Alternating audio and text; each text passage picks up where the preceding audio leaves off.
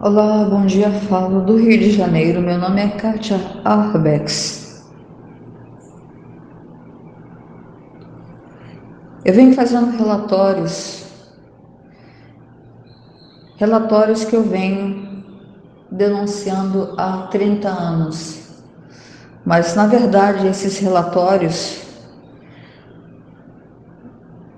parte desses relatórios e das informações, eu já tinha há 35 anos. Nós estamos em 2020. Então, desde 1985, eu já tinha parte das informações.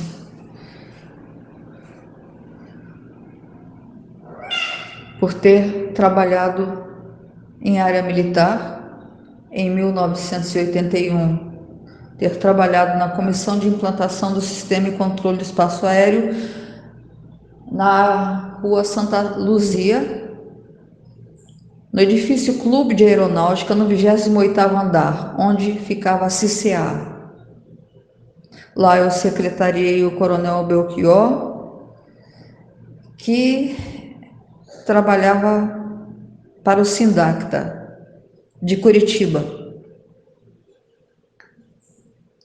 Depois eu fui trabalhar no aeroporto Santos Dumont como secretária do Brigadeiro do Ar Mário de Melo Santos, Major Brigadeiro do Ar Mário de Melo Santos, na presidência.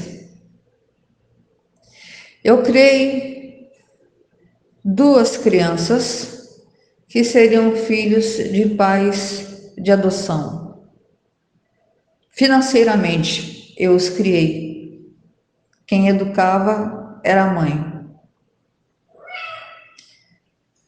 A contragosto do então meu avô, que dizia que eu ia criar dois assassinos que iriam me roubar e me matar, já que eu tinha sido convidada para ingressar na aeronáutica como primeira mulher no quadro de sargento da aeronáutica, a pedido do chefe do Estado-Maior na época,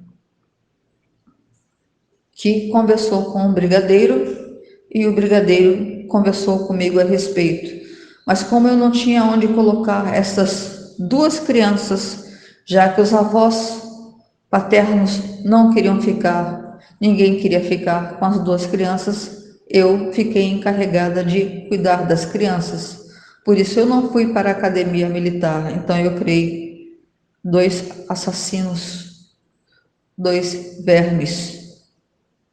Um se tornou segurança de Lula, obsediado em Lula, atacando o governo americano dia e noite.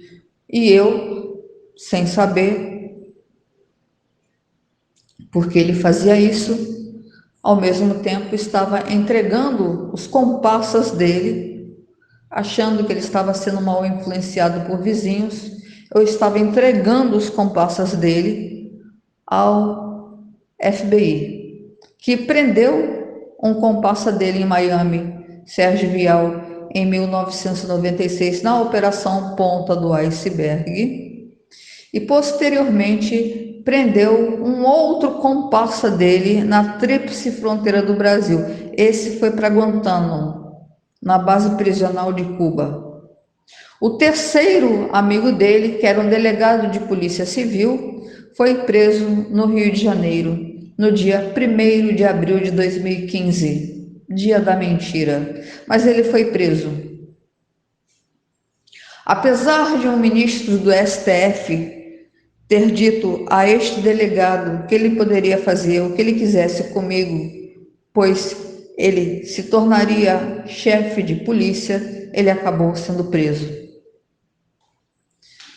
A maioria das investigações e dos relatórios que a Lava Jato usou, alguns juízes da Lava Jato usaram para se promover, são meus relatórios, não são deles os relatórios.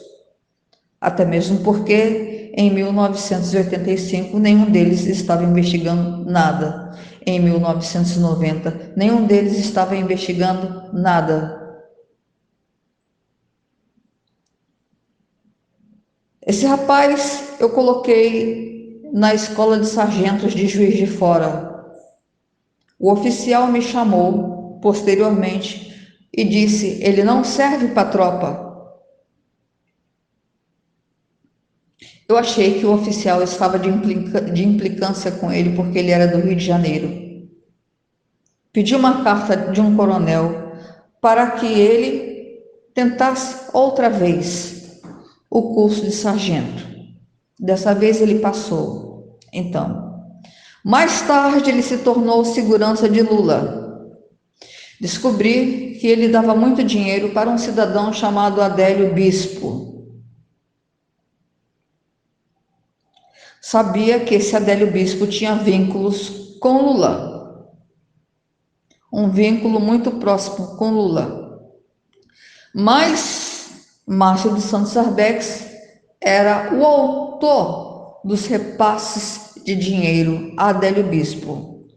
A desculpa que ele dava para a mãe era que Adélio Bispo estava desempregado e umas pessoas estavam fazendo uma vaquinha para ajudar a Adélio Bispo. Ele não soube explicar porque ele tinha que repassar já em 2006 uma faca para Adélio Bispo. Segundo ele mesmo disse para a mãe, Adélio Bispo estava acabando com as reservas de facas dele.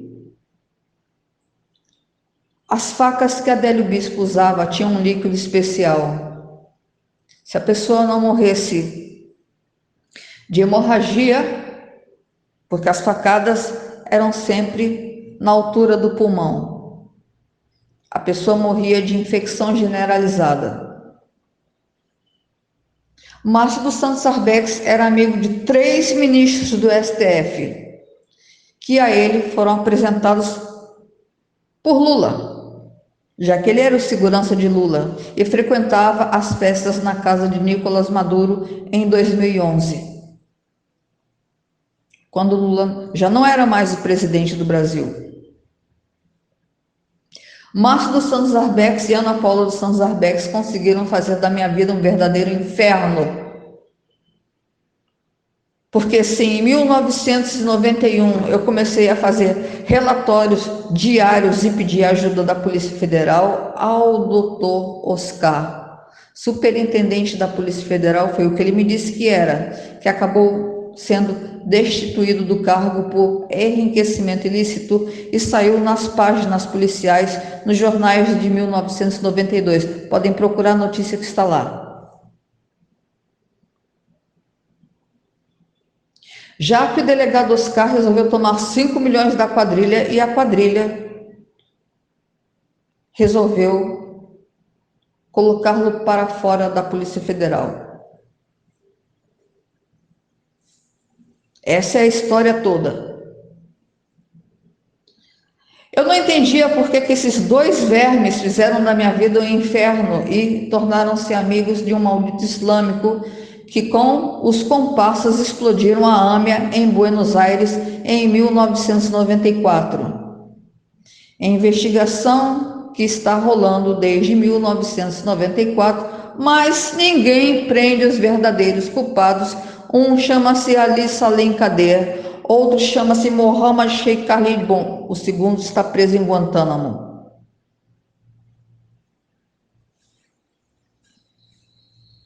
O melhor amigo de Márcio foi preso pelo FBI em Miami em 1996.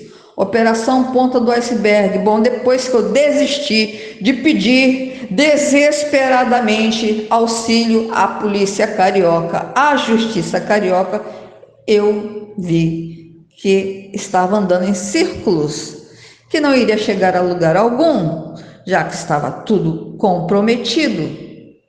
Então, eu passei a mandar as provas para o FBI em 1994. Por isso, em 1996, houve a prisão à ponta do iceberg e a minha vida se tornou uma verdadeira gincana no quinto dos infernos. Porque esse sargento do exército, que agora é subtenente do exército, deveria ser preso e expulso da corporação. A irmãzinha dele era amante do ex-governador Sérgio Cabral, que eu entreguei no Ministério Público e ele está preso. Mas se eu tivesse entregue ele só no Ministério Público, ele estaria solto. Para vocês conseguirem entender como funciona a injustiça brasileira. A justiça brasileira não tem endereço certo. Quando uma pessoa tem na contabilidade alguns ministros, alguns juízes que gostariam de ser futuros presidentes do Brasil,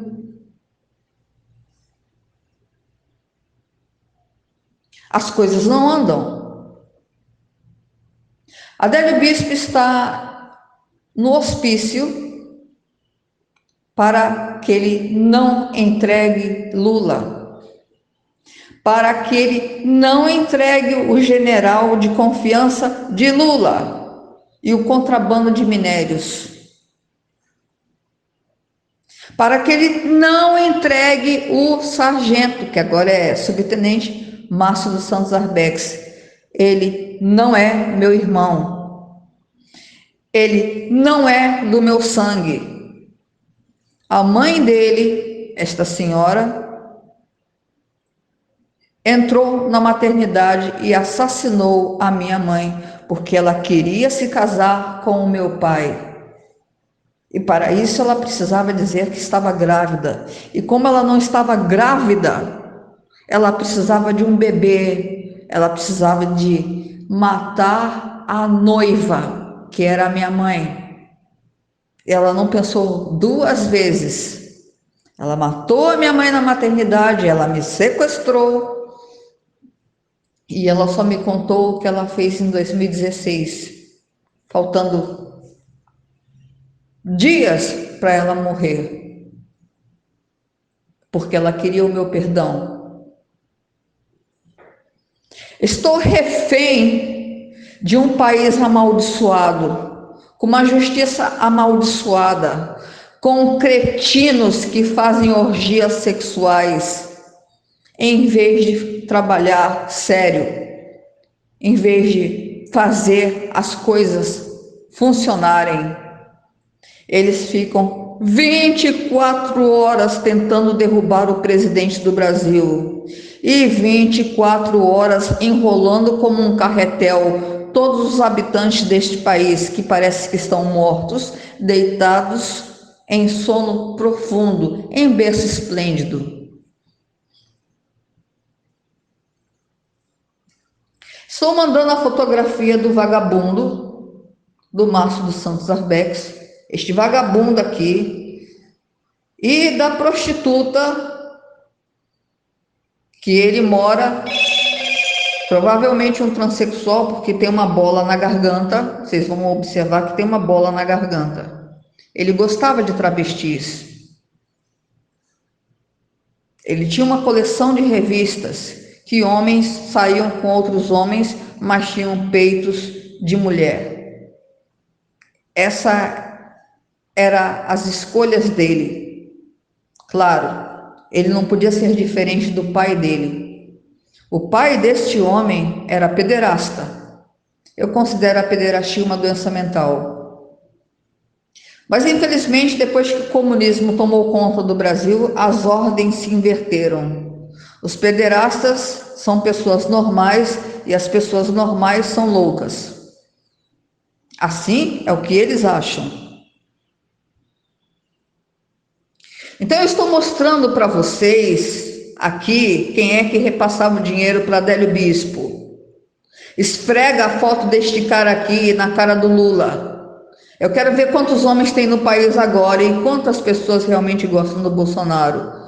Ele trabalha no batalhão de Juiz de Fora.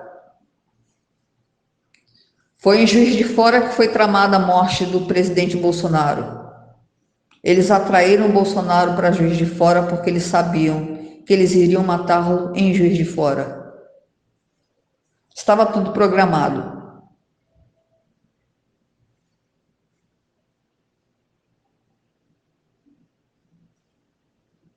Esperava que os juízes tivessem feito alguma coisa para prendê-lo, mas parece que as pessoas que estavam à frente da investigação resolviam tudo entre a investigação e o STF. O STF e Lula, que nunca esteve preso.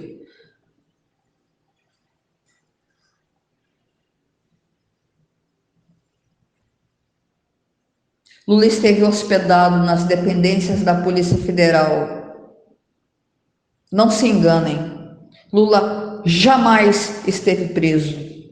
Ele esteve hospedado nas dependências da Polícia Federal, dando entrevistas para o Le Monde francês e para alguns astros que vieram visitá-lo achando que o assassino Barrabás era inocente. Lula também é um assassino, ele mandou matar Celso Daniel. E Celso Daniel, eu posso dizer que era um homem digno, não era metido com corrupção, coisíssima nenhuma. Celso Daniel acreditava nos amigos. Celso Daniel estava sendo ameaçado dia e noite por Lula desde 1994, ok? Celso Daniel me confidenciou que era ameaçado por Lula, que era maltratado pela esposa, porque a esposa tinha sido namorada de José Dirceu na época da juventude. E Lula tinha José Dirceu como um guru, porque psicopatas são assim. Todo psicopata é comunista. Não existe um psicopata na face da terra que não seja comunista. Eles já são escolhidos por isso. Gostam de boa vida, gostam de se dar bem, gostam de coisas caras às custas dos outros. Fidel Castro, em Cuba, era cercado por prostitutas, comia filé mignon, tomava vinhos importados e fumava charuto dos bons. No entanto, em Cuba, as pessoas morriam de fome. Vocês estão vendo o Brasil virar uma segunda Cuba ou uma segunda Venezuela.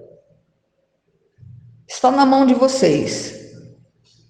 Agora eu gostaria de pedir aos internautas que acham que Moro é sério. Moro nunca foi sério. Se ele fosse sério, ele teria mandado me chamar, teria me dado proteção, teria lido as 500 páginas de fraude processual que foram feitas contra mim. Ele sempre pensou nele e na mulher dele. Fútil. Fútil. Um homem que viu a possibilidade de se tornar um dia presidente do Brasil. Vendeu a alma ao diabo. Lula não está interessado em detoná-lo, porque se Lula nunca foi preso, agradeça ao juiz Sérgio Moro, porque a informação de que Lula mandou matar o Celso Daniel já existia nos autos do processo, lá atrás, nos meus relatórios.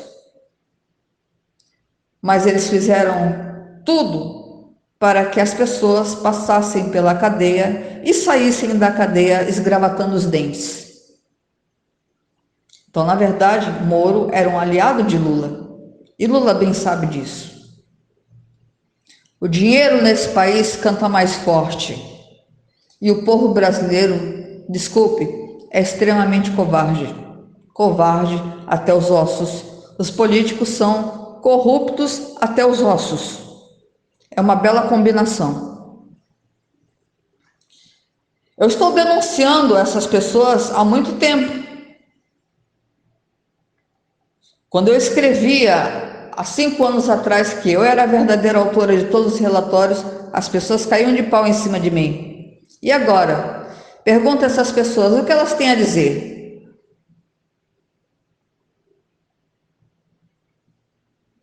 Se tivesse escancarado a investigação, o STF não sobreviveria, porque 2 advogados que se tornaram ministros do STF extorquiam Marcelo Odebrecht. E extorquiam Marcelo Odebrecht descaradamente dentro de uma sauna gay em 1997. E olha que estava tudo sendo grampeado por um órgão internacional que só veio ao Brasil para fazer isto: filmar todos e grampear tudo. Não vejo a hora dos militares americanos invadirem a Venezuela e darem uma limpezinha nesse país. Meu nome é Kátia Arbex.